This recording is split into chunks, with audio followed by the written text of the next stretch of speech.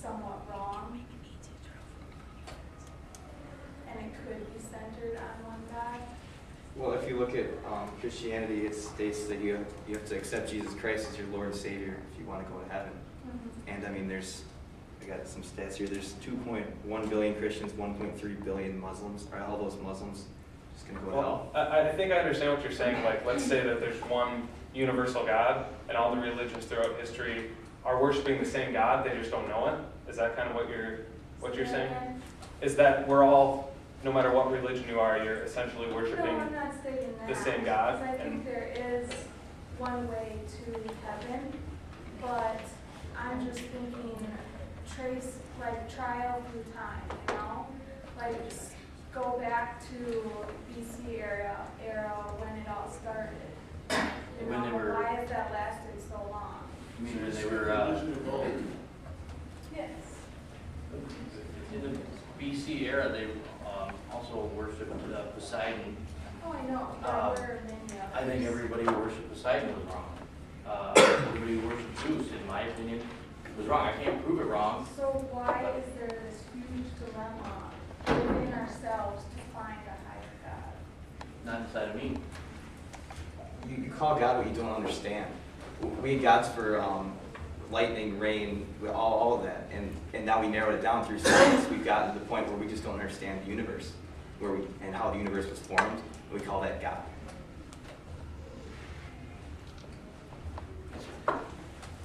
I'm assuming most of you believe in evolution. Is that okay to assume?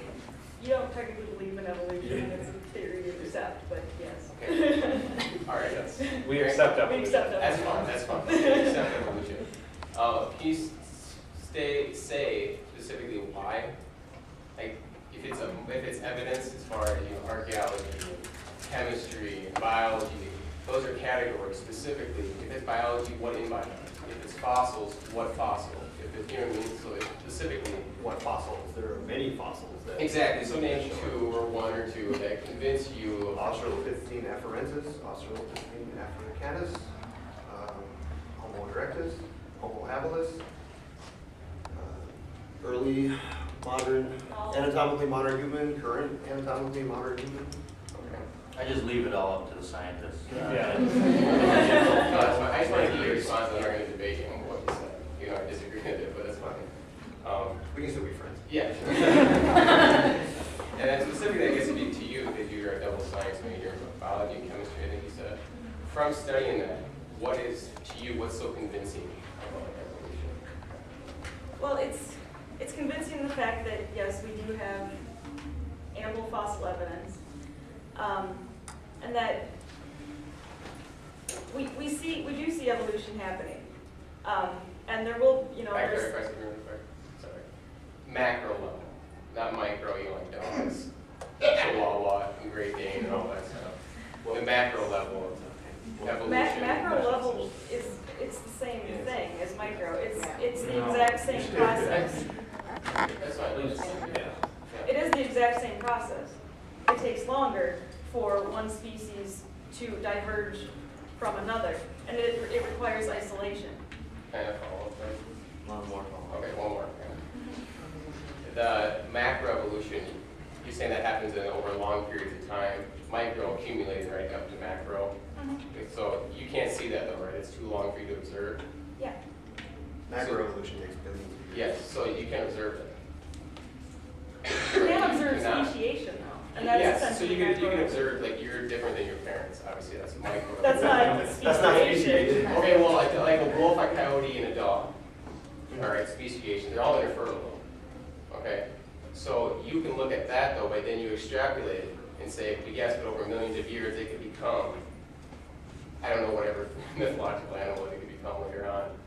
Macroevolution later. That's what you're saying though. We can see the coyote, the dog, the wolf, right, in micro.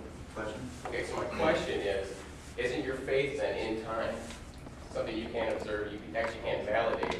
Did you just say, well, if you just throw a million years on top of this, it's going to happen.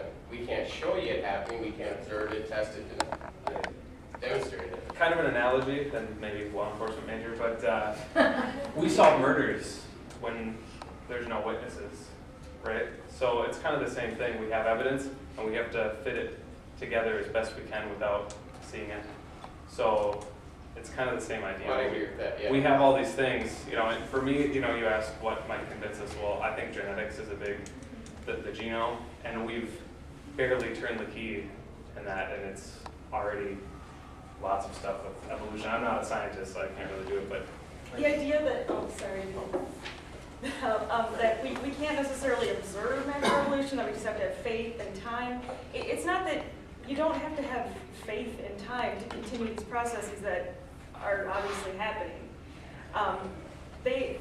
Speciation has occurred naturally, we've observed it. We've observed it in the lab, like Drosophila, houseflies, lots of plants have been speciated for like agricultural reasons, things like that.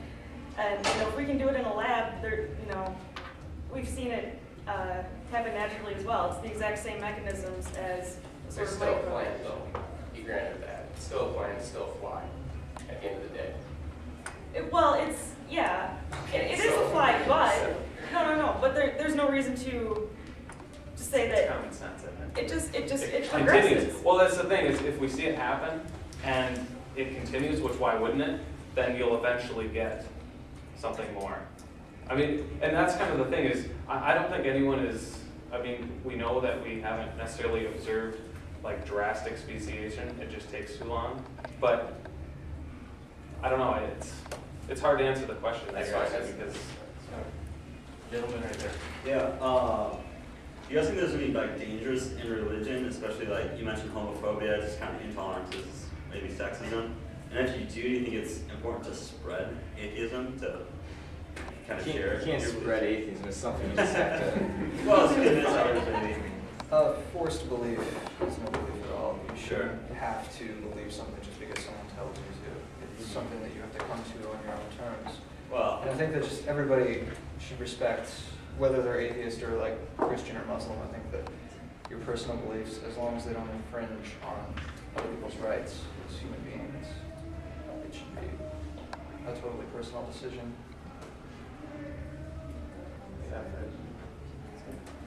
Was that enough, or do you follow? no, it's good.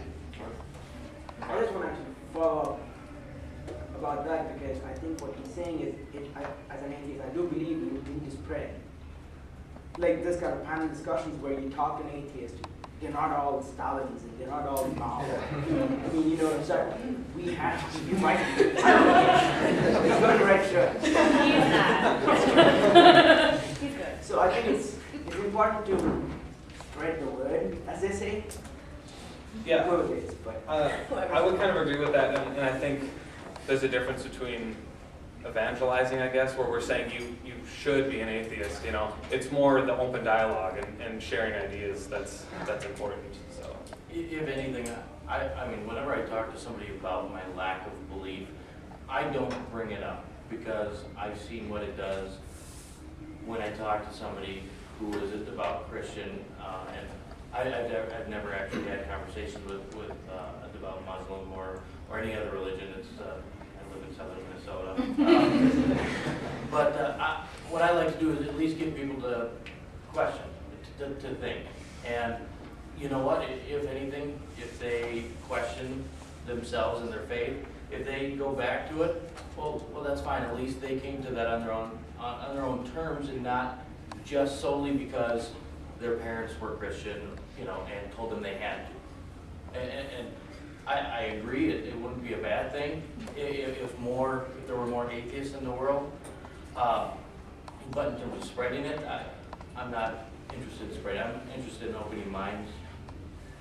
And hopefully it will just spread by itself. Yeah. The young lady in the red back there said her hand up for a while. I was just curious because I'm a fellow atheist, and I was just wondering how you guys kind of overcame the roadblock of having like marriage be a religious thing. Like that's a big Oh, you problem. mean Like in us? churches, yeah, private married people. I went to the Virgin Islands and got married by somebody who was a justice of peace on a beach. To us, it's not about the sacrament of marriage. It's about me promising to my wife that